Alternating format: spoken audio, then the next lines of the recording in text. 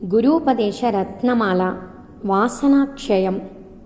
కొన్ని సమయాలలోనే సాధన చేయాలన్న నియమాన్ని దాటి నిరంతరం జరిగే సహజాత్మ నిష్ఠతో వాసనలనబడే కేశాలు శిరస్సున ఆలోచనల రూపంలో మొలవటానికి ఎటువంటి అవకాశం ఇవ్వక నాశనం చేయటమే సన్యాసులు చేసుకునే నిజమైన శిరోముండనం. వివరణ: సాధువులు నెలకొకసారి తలబోడి చేసుకోవటాన్ని శిరోముండనం అంటారు. దీని భావం ఏమంటే, అప్పుడప్పుడు ఆలోచనల రూపంలో ఎగసే వాసనలను నాశనం చేయటమే. ప్రతిదినం ఉదయం సాయంకాలం అని ఒక నియమిత కాలాల్లో మాత్రమే సాధన చేసి అప్పుడు ఎగసే తలపులనే నాశనం చేయడానికి పోల్చి చూపారు.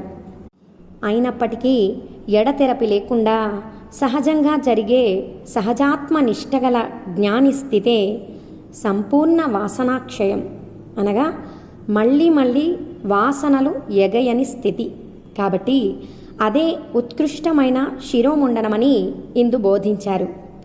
ముళ్ళుని ముళ్ళుతోనే తీయాలి.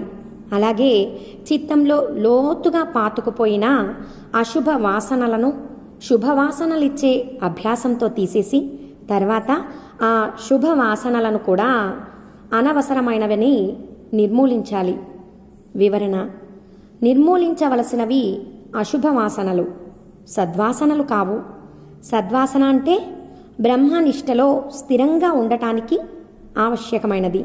శ్రీ భగవాన్ రచించిన శ్రీ అరుణాచల అక్షరమణమాలలోని 69వ పద్యభావాన్ని ఇక్కడ జ్ఞాపకం చేసుకోవాలి.